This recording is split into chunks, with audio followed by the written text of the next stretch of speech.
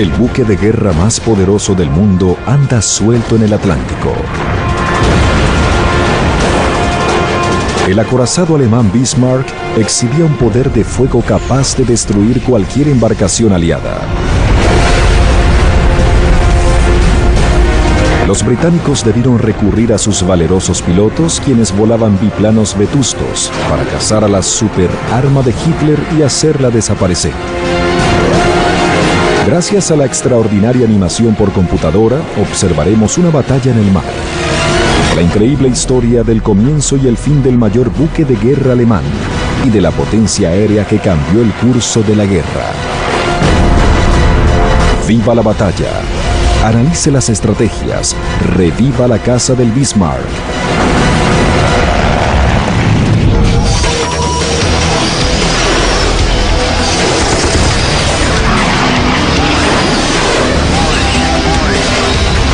Haces de combate, cazando el Bismarck.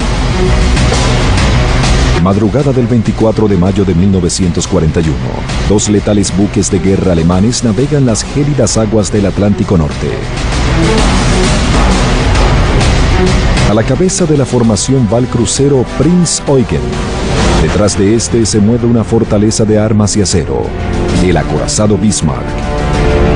Bismarck, el mayor buque de guerra activo, lleva a cabo su primer viaje. Una misión ultra secreta de nombre código Ejercicio Rin. El plan alemán es penetrar el océano Atlántico sin ser detectado y atacar los convoyes aliados. Los convoyes son un elemento clave porque permiten la supervivencia de los británicos. Sin ellos, Inglaterra perdería la guerra. Si un buque como el Bismarck se topaba con un convoy, ninguno de los barcos iba a soportar su arremetida. Ernst Lindemann es el capitán de este gran acorazado, pero dada la importancia de la misión, es el almirante Günther Lutyens, un veterano de guerra, quien comanda la operación. Heinrich Hund es un maquinista de 24 años. Los marinos del Bismarck ansiábamos entrar en acción. Sabíamos que el Bismarck era el barco más poderoso de todos. Pero también sabíamos que los británicos nos superaban en hombres. Nos preguntábamos qué iba a pasar. Los alemanes ignoraban que a 48 kilómetros al sudeste, dos naves británicas se movían a toda velocidad para ejecutar una misión de intercepción. Los barcos Príncipe de Gales y el orgullo de la Armada Británica, el HMS Hood. El almirante Lancelot Howland comanda la operación a bordo del Hood. Ted Bridge es un encargado de señales de 18 años. La nave gozaba de una fantástica reputación. Para nosotros, era el mejor barco de todos. Sin duda alguna, era la nave más famosa en el mundo entero.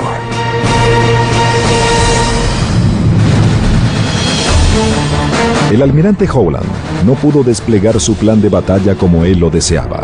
Esperaba derrotar a los alemanes en la boca del estrecho danés y atravesar su T, es decir, la posición ideal para descargar toda la artillería. Pero durante la noche, los británicos perdieron contacto con el enemigo.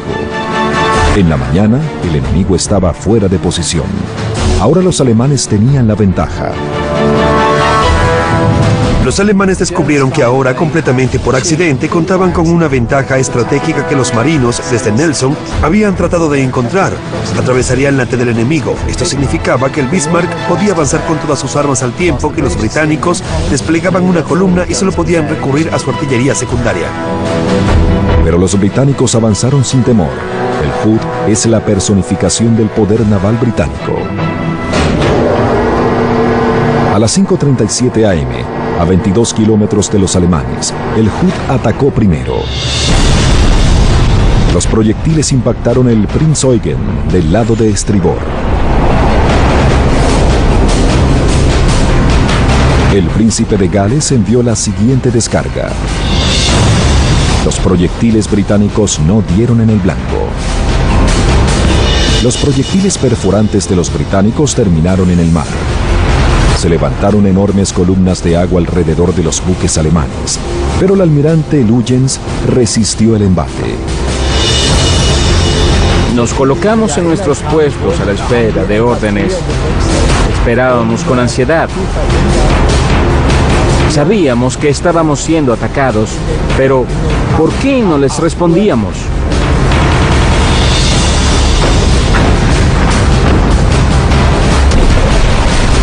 Para Lutyens, su misión no era luchar contra buques de guerra. Su trabajo era destruir barcos de transporte comercial. Si sufría daños severos, la misión llegaba a su final y debía regresar a puerto. Los británicos siguieron disparando. Los proyectiles pasaban a un lado de los barcos alemanes a casi 3.200 kilómetros por hora. Pero Lutyens se negaba a responder al ataque.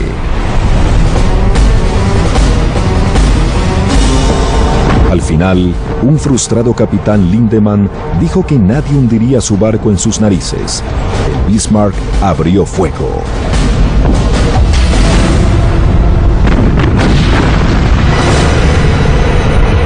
Una carga letal de 1 tonelada de proyectiles fueron dirigidos al Hood.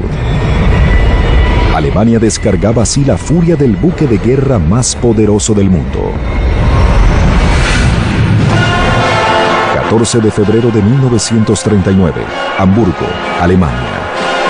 Es un día glorioso para el Tercer Reich. Es el bautizo del mayor triunfo de Hitler, el acorazado Bismarck.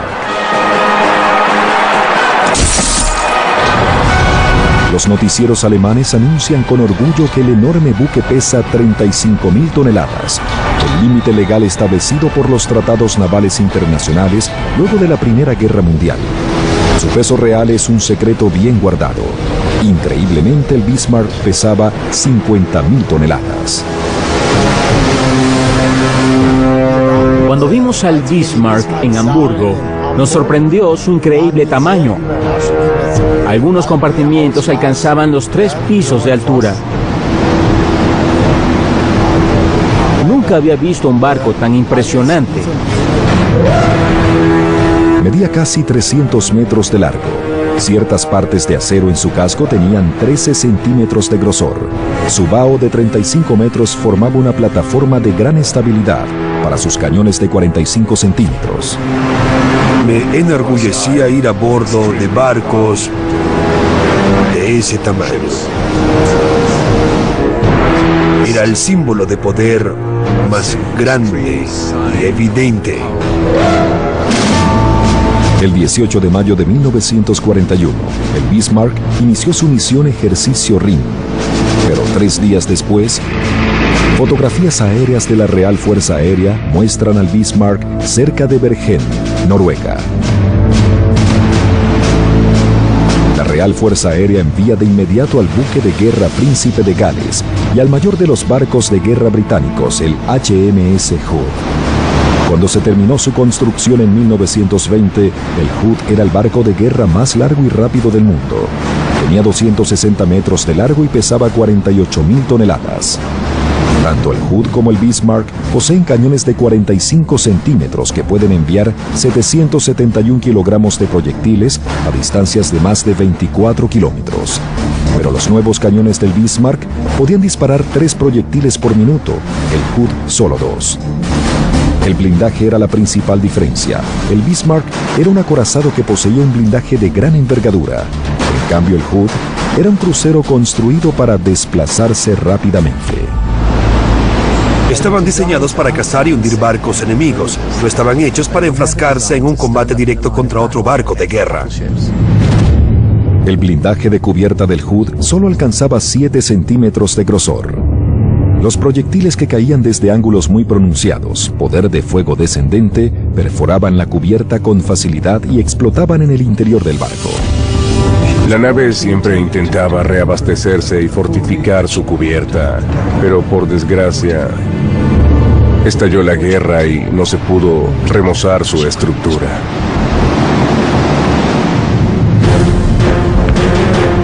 El 24 de mayo de 1941, el Hood y el Bismarck abrieron fuego.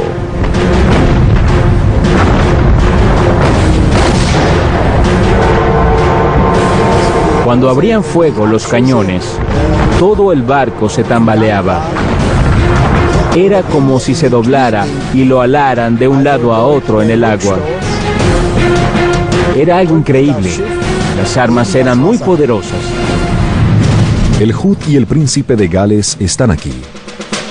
El Bismarck y el Príncipe Eugen están aquí, a 20 kilómetros de distancia. Conscientes del riesgo que corría el Hood de recibir impactos descendentes, los británicos intentaron de inmediato obligar a los alemanes a disparar proyectiles que siguieran una trayectoria recta. Se esperaba que los proyectiles impactaran el blindaje de 30 centímetros de grosor del Hood y no su delgada cubierta.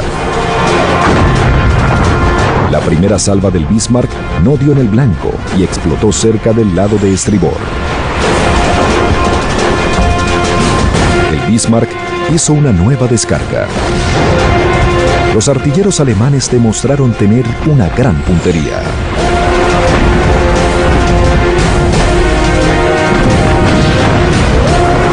El orgullo de la Armada Real estaba directamente bajo su mira.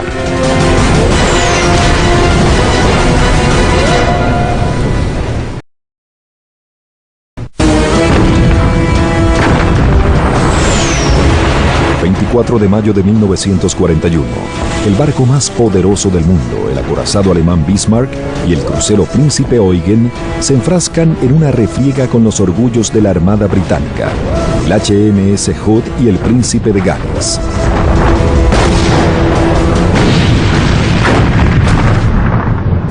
El Bismarck y el Príncipe Eugen están aquí, situados al noroeste con respecto al Hood y al Príncipe de Gales.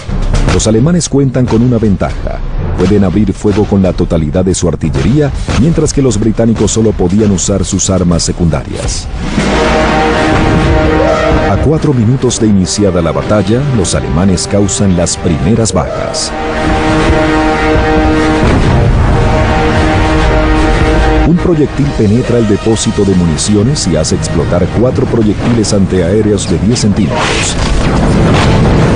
Una lluvia de metralla causa la muerte de los hombres en cubierta. Desde la plataforma de dirección, el punto más alto en el puente del Hood, Ted Bridge, es testigo de la matanza. Aquel proyectil hizo impacto en la base del palo mayor y provocó un incendio en la zona de depósitos. Todo era un desastre. Murió demasiada gente. Otro proyectil impacta cerca de la torre principal. La situación es desesperada. A 12 kilómetros, el almirante Howland ordena apuntar la totalidad de los cañones. En este punto, el vicealmirante Holland quizás sintió que estaba lo suficientemente cerca como para evitar el peligro del poder de fuego descendente. Pero Howland se equivocó en sus cálculos. El Bismarck disparó sus 8 cañones de 38 centímetros. Sus tiradores acorralaron al Hood. Fue increíble. La fuerza de los impactos hizo retroceder al barco. Sabíamos que si los proyectiles daban en el blanco, el daño sería muy severo.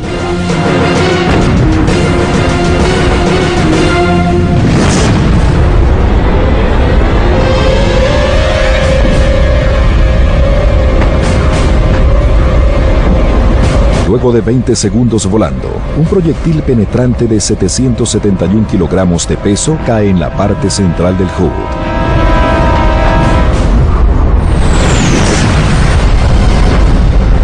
El proyectil penetrante se interna en las entrañas del barco. Estalla la pólvora en uno de los depósitos principales. Los marineros del Príncipe de Gales observan impávidos cómo se eleva una nube de llamas de la cubierta destrozada del Hood.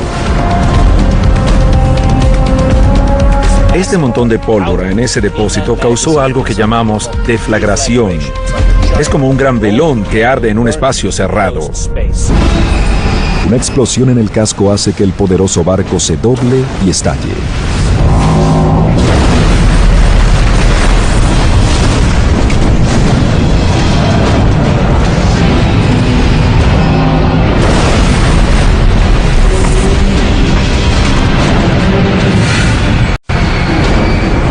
La proa se eleva al hundirse la sección central de la embarcación. Se dobló unos 30 o 40 grados y sabíamos que no recuperaría su forma original. No había órdenes de abandonar el barco, no era necesario. Ted Bridge y los hombres en la plataforma de mando luchaban por escapar. El lugarteniente estaba frente a mí y el oficial de navegación, Warren, se paró al otro lado para dejarme salir. Solo hizo así. Es algo que no puedo olvidar. En el mar, los alemanes contemplaban el daño provocado a su enemigo. El barco se hizo pedazos. Estábamos seguros de que una explosión de ese tipo habría acabado con todos. Cuando el Hood se sumergía bajo las olas, su torreta delantera lanzó una última y desafiante salva antes de adentrarse en la oscuridad. Logré salir a la puerta de estribor en la plataforma de dirección, bajo la escalerilla del puente del almirante. A mitad del camino, en esa escalerilla, entré en contacto con el agua, la cual me estaba arrastrando. Bridge sentía que el barco que se hundía lo alaba con más y más fuerza. Sinceramente pensé que iba a morir y de repente pude llegar a la superficie. Eché un vistazo alrededor y observé un barco a unos 50 metros, así de cerca. Entré en pánico y traté de nadar lo más rápido que pude. Cuando volví a echar un vistazo, el barco ya se había ido y había fuego en el lugar donde había estado la embarcación. Solo 3 de nosotros salieron a la superficie. Los otros 1,418 marineros estaban muertos.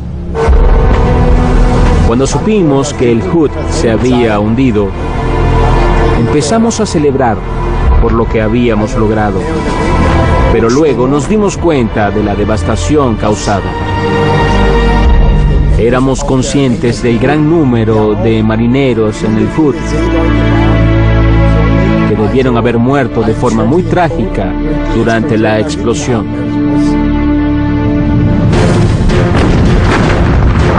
En menos de 10 minutos, la gruesa artillería de la superarma de Hitler había hecho trizas al orgullo de la Armada Británica. Era una victoria asombrosa. El Bismarck ahora centraba su atención en el Príncipe de Gales. Al perder su buque insignia, los británicos se encontraban en una débil posición táctica.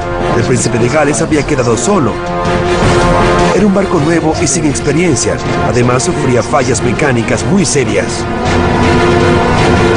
El Príncipe de Gales exhibía un gran poder de fuego, cañones de 35 centímetros, pero 8 de sus cañones están ubicados en torretas cuádruples que no han sido sometidas a prueba y que no funcionan adecuadamente. El Bismarck y el Prinz Eugen están aquí. El Príncipe de Gales está aquí, a 12 kilómetros. El capitán del Príncipe de Gales, John Leach, ordena virar violentamente a estribor para evitar chocar con los restos del Hood. El Bismarck y el Príncipe Eugen apuntan sus cañones contra la solitaria nave británica. A los alemanes les resultó muy fácil cambiar sus objetivos. Una minúscula alteración en sus telémetros estereoscópicos puso en la mira casi de inmediato al Príncipe de Gales. La estrategia alemana es sencilla: dejar caer proyectiles sobre el objetivo. El Bismarck y el Prinz Eugen hacen uso rápidamente de sus armamentos principales y secundarios. Las consecuencias son devastadoras. La primera salva impactó la plataforma de dirección donde se encontraba el propio Leach. Solo se salvaron él y otras 2 personas. La segunda salva destruyó una torre de control detrás de la plataforma de dirección. Los siguientes ataques impactan la torre aérea, la cubierta y ciertas zonas 3 niveles debajo del agua. El fulminante ataque alemán es demasiado para el destrozado buque de guerra, que ha sufrido 14 impactos devastadores. Mueren 14 hombres y sus armas quedan inutilizadas. Era imposible que respondiera al ataque de 2 unidades alemanas bien entrenadas y dotadas. Luego de disparar 23 salvas, el príncipe de Gales se repliega hacia el sudeste. El almirante Lutyens, a bordo del Bismarck, decide no perseguir a la embarcación. Su nave ha sufrido daños graves luego de recibir 3 impactos del príncipe de Gales. Sus compartimientos se ven inundados por 2.000 toneladas de agua marina y muestra fisuras en sus tanques de combustible. Está derramando cantidades preciadas de gasolina. El almirante Lutyens debe encontrar un puerto y reparar el barco. A las 6:14 p.m. del 24 de mayo de 1941, el Bismarck se separa del príncipe Eugen y se dirige a un punto de reabastecimiento en la Francia ocupada por los nazis. El Bismarck desaparece en dirección oeste. Esa fue la última vez que vimos al Bismarck. Para la Armada Real, perder el Hood supone un serio revés. Pero la tragedia no hace más que infundirle una mayor determinación. Llena de voluntad, la Armada Real recurre a todas las armas de su arsenal. Entre ellas una flota de anticuados lanzatorpedos para vengar la pérdida del Hood y hundir al Bismarck.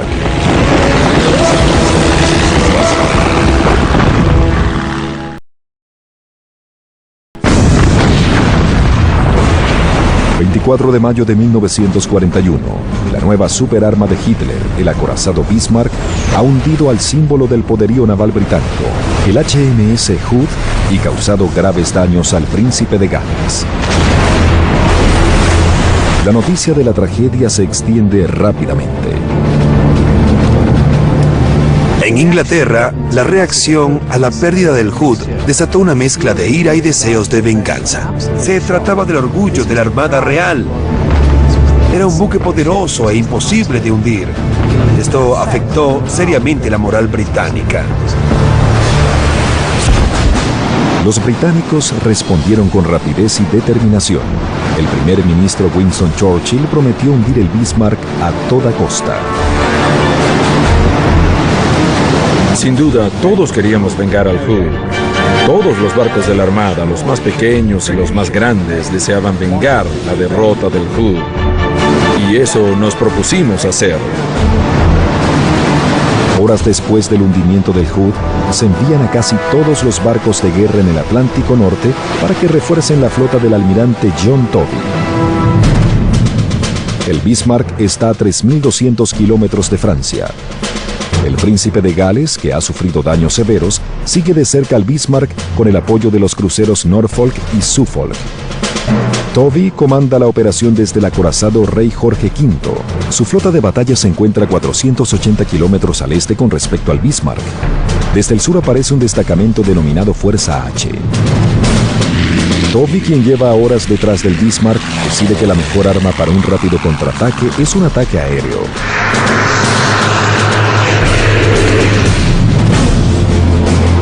El 26 de mayo, 11:30 p.m., cuando aún no se ha puesto el sol en esta parte norte del mundo, la flota de apoyo aéreo hace entrar en acción un grupo de lanzatorpedos desde el portaaviones Victorious.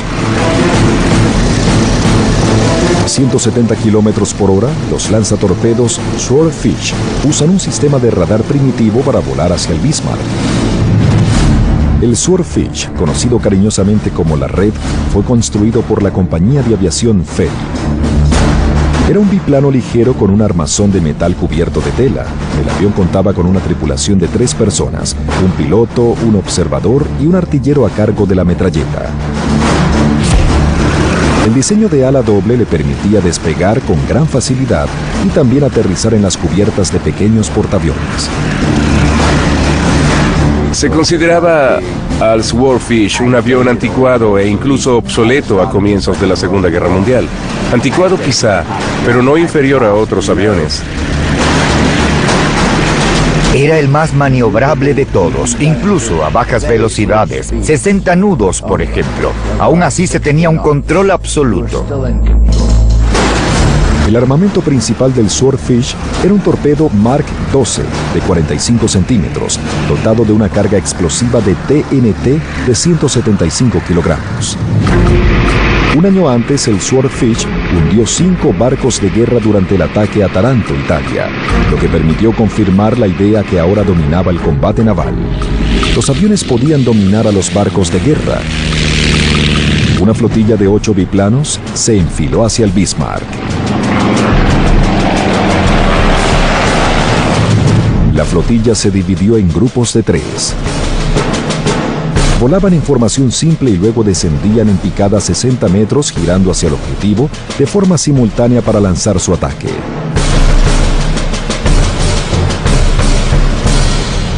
Al acercarse los aviones, la fortaleza de acero abrió fuego con sus 52 cañones antiaéreos.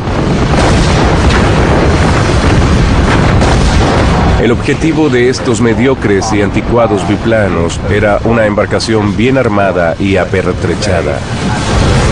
La única esperanza de estos aviones era que su único torpedo diera en el blanco y causara algún daño al barco.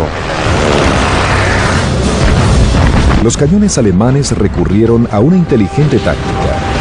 Dispararon hacia el mar para crear enormes paredes de agua al frente de los pequeños biplanos. Los valientes pilotos acentuaron su ataque volando apenas 18 metros del agua. Vuelan a tan baja altura y a tan poca velocidad que el Bismarck no puede dispararles. Los pilotos de los Swordfish se alistan para soltar sus torpedos. Los torpedos Mark 12 aceleran a 40 nudos y se acercan al barco.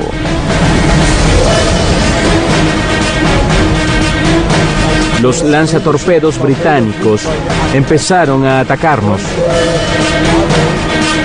Nuestro capitán ordenó eludir a todo lugar los torpedos. El Bismarck evadió la primera embestida.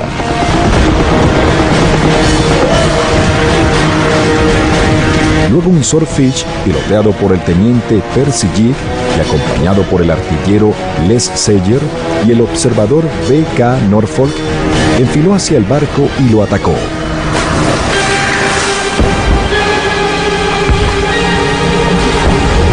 Una gran columna de agua se elevó a 45 metros desde el centro del barco.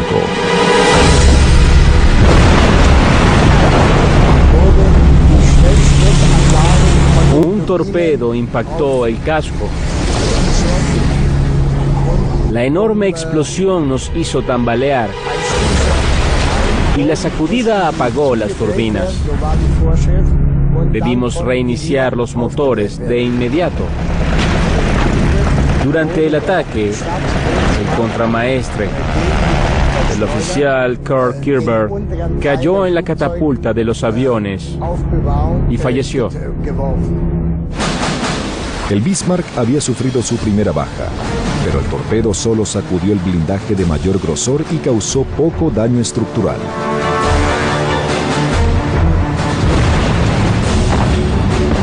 Tras lanzar sus únicos torpedos, los Swordfish remontaron el vuelo y regresaron a sus portaaviones. Los aviadores enviaron una señal clara. Mientras Toby persiguiera al Bismarck, seguiría enviando ataques aéreos. Para el almirante Luyens, a bordo del Bismarck, estaba claro cuál sería su próximo movimiento. Debía atacar a los barcos británicos en su retaguardia. Luyens sabe que los barcos británicos avanzan en zigzag para evitar el ataque de los submarinos alemanes. Luego de distanciarse de ellos, el Bismarck gira violentamente hacia estribor y se coloca detrás de ellos. Los británicos pierden el contacto por radar y pierden el rastro del barco alemán. Durante las siguientes horas, los radares británicos trataron desesperadamente de restablecer el contacto, pero todo fue en vano.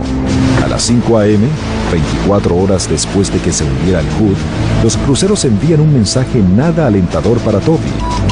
Perdimos contacto con el enemigo. Así que Lutyens y el Bismarck se alejaron mientras que Tovey se movió en la dirección opuesta. Parece que en este juego de ajedrez que los dos almirantes jugaban en alta mar, Lutyens estaba ganando. El mayor acorazado del mundo avanzaba sin ser detectado para resguardar así la seguridad de la Francia ocupada por los nazis. Permanecía oculto en algún lugar de las agitadas aguas del Atlántico Norte.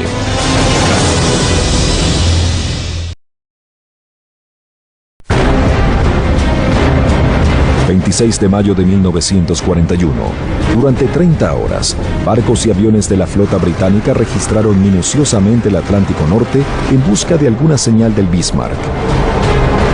Pero el Bismarck simplemente había desaparecido. Nos sentíamos descorazonados, todos, absolutamente todos. Nos sentíamos terrible por haber perdido el rastro del Bismarck. A bordo del Bismarck, la tripulación esperaba que, al llegar la mañana, ya estuvieran a 320 kilómetros de Francia, en aguas controladas por la Fuerza Aérea Alemana. Desesperado por restablecer el contacto, el almirante Tovey envía la nave de reconocimiento Catalina o PBY. Se trataba de aviones americanos al servicio de los ingleses para apoyarlos durante la guerra. Su increíble rango de 4.000 kilómetros los hacía ideales para operaciones de búsqueda a larga distancia. Estos aviones monitorearon el mar durante horas. Luego a las 10:30 am, 36 horas después de perder el rastro de la embarcación alemana, uno de los PBY divisó una mancha negra desplazándose en el mar. Habían hallado al Bismarck. El Bismarck había sido visto aquí, a 1.120 kilómetros de la costa de Francia. El grupo de batalla del almirante Tovey estaba aquí, a 208 kilómetros en dirección norte. Tovey debe frenar el avance del Bismarck para tenerlo en posición de ataque. Un grupo en posición perfecta para llevar a cabo esta misión avanza desde el sur. Su nombre es Fuerza H, que incluye el portaaviones Ark Royal. 26 de mayo de 1941, 7 p.m. 8 horas después de hallar al Bismarck, 15 lanzatorpedos Swordfish despegan del Ark Royal y se alistan para atacar al acorazado alemán. El teniente John Jock Moffat pilotea uno de los aviones Swordfish. Nos ordenaron que enfiláramos hacia el barco e hiciéramos lo que pudiéramos, es decir, lanzar tantos torpedos como pudiéramos. Moffat y su tripulación atravesaron las nubes y descendieron sobre su objetivo. El Bismarck me pareció impresionante cuando lo vi desde mi lado de estribor a 3 kilómetros de distancia. Fue emocionante. Los 3 Swordfish del grupo de Moffat se acercaron a 200 kilómetros por hora. El ataque se produjo a 1.800 metros de distancia. Los cañones antiaéreos del Bismarck llenaron el cielo de fuego.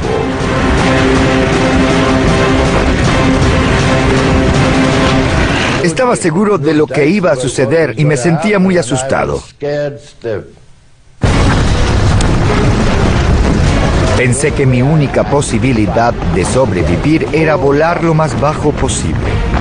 Mientras más me acercaba al barco, más ansiaba que ellos no dispararan contra los que volaban a baja altura.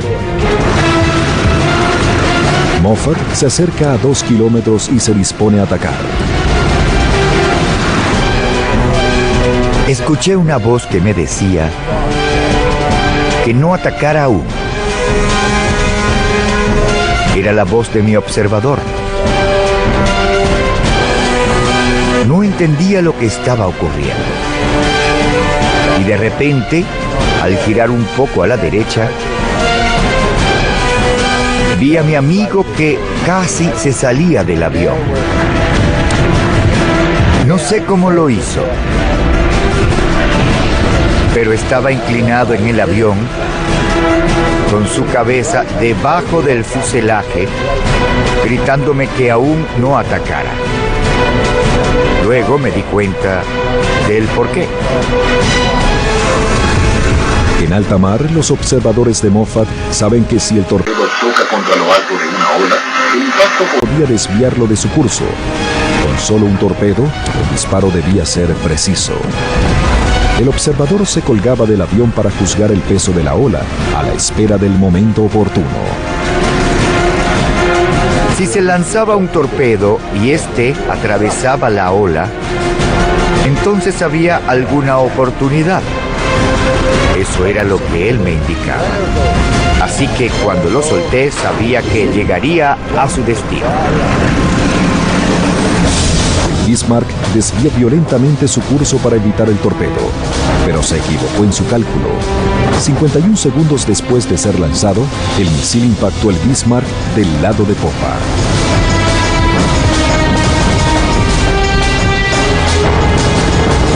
La violenta explosión abrió un enorme agujero en el casco. La sacudida fue tan violenta que los remaches del mamparo salieron volando. Por el sonido, parecía que el barco estuviese cayéndose a pedazos. Los timones gemelos sin blindaje del Bismarck, que habían virado para evitar el torpedo, se quedaron atascados 12 grados hacia babor. Enviaron 2 buzos para tratar de reparar el mecanismo de los timones. Pero el agua entraba a raudales por el enorme agujero que se había abierto. Así que todos bajamos a ayudar. Los aviones Swordfish le habían causado daño al poderoso acorazado. Y si los timones estaban atascados, el Bismarck solo podía avanzar hacia atrás donde se encontraba el enemigo. Todos los esfuerzos para mover el barco fueron en vano. Estábamos solos y rodeados por el enemigo. El almirante Gunther Lütjens avisó a Berlín: el barco está en una situación no maniobrable. Lucharemos hasta el final. Larga vida al Führer. Los británicos se acercaron. La casa de Bismarck se acercaba a su punto cumbre.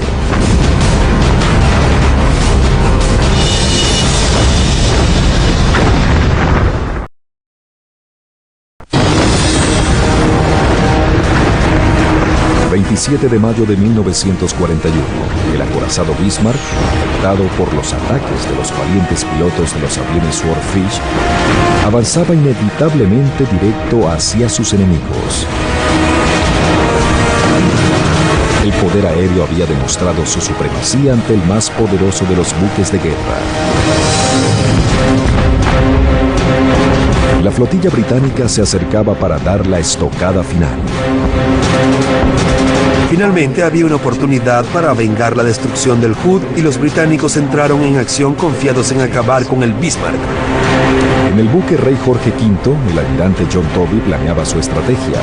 Su plan era forzar el acorralado barco alemán a que le disparara a varios objetivos y en ese punto hacer que sus naves arremetieran con todo su poder. Los buques de guerra Rodney y Rey Jorge V se desplazaron hasta colocarse a 19 kilómetros del Bismarck.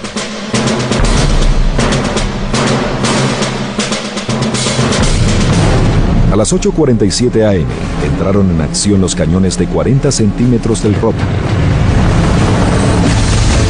Luego los del Rey Jorge V.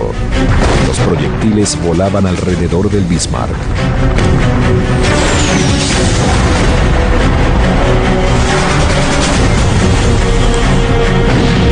La tripulación británica se puso algodón en los oídos para atenuar el sonido. Sentían el picor en sus gargantas al respirar los gases de cordita que despedía cada salva de proyectiles. El desesperado barco alemán respondía al ataque. La primera decisión de Lütjens fue abrir fuego contra el vetusto barco Rodney. Algunos sugieren que, al igual que el Hood, Lütjens lo consideraba un barco viejo y quizá más débil. Podía destruirlo y tener mayores posibilidades de sobrevivir. Ambos bandos fallaron sus disparos.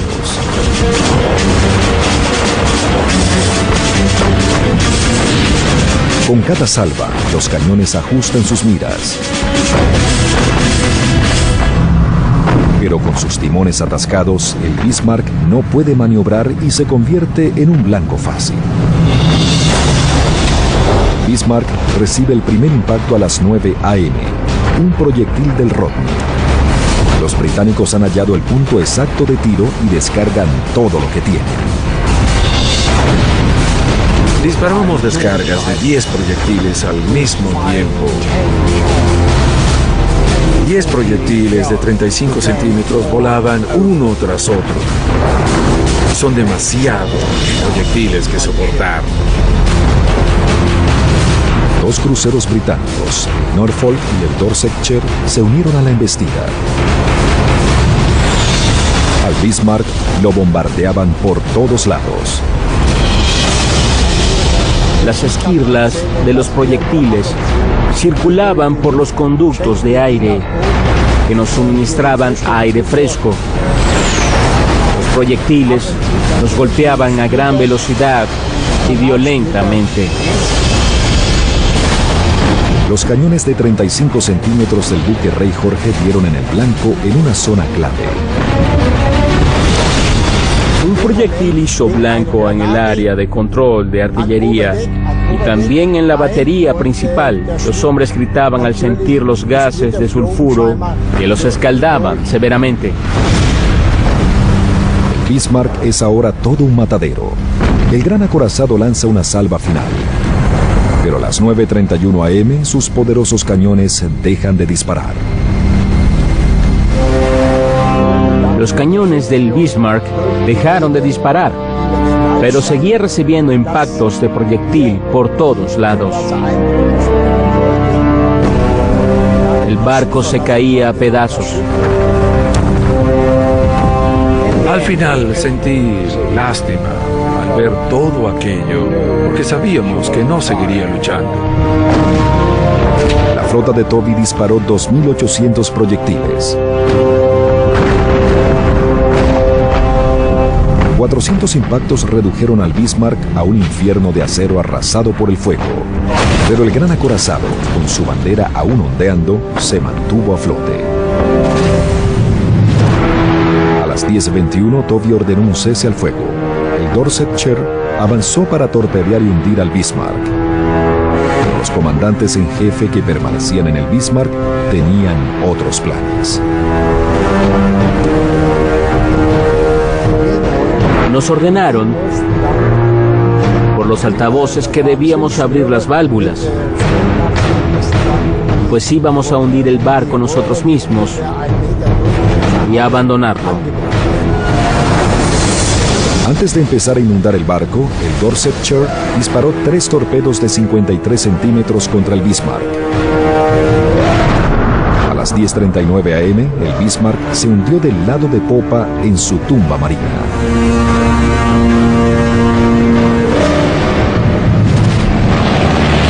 Durante el ataque, Swordfish avanzaron hacia el barco, pero no lanzaron ataques junto con las fuerzas en la superficie. Jack Moffat volaba sobre todo ese campo de muerte. Fui testigo de una escena que me atormentó durante mucho tiempo.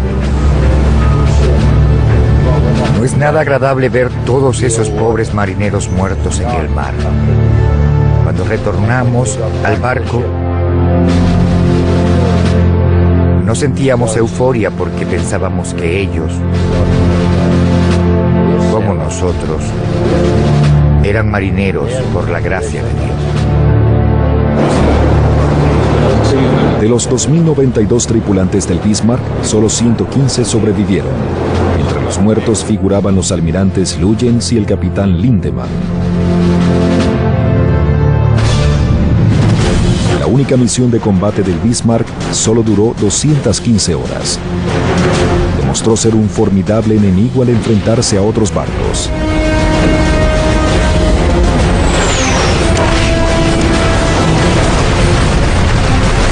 Pero al final, unos aguerridos pilotos británicos a bordo de anticuados biplanos demostraron que los acorazados eran vulnerables al poder aéreo.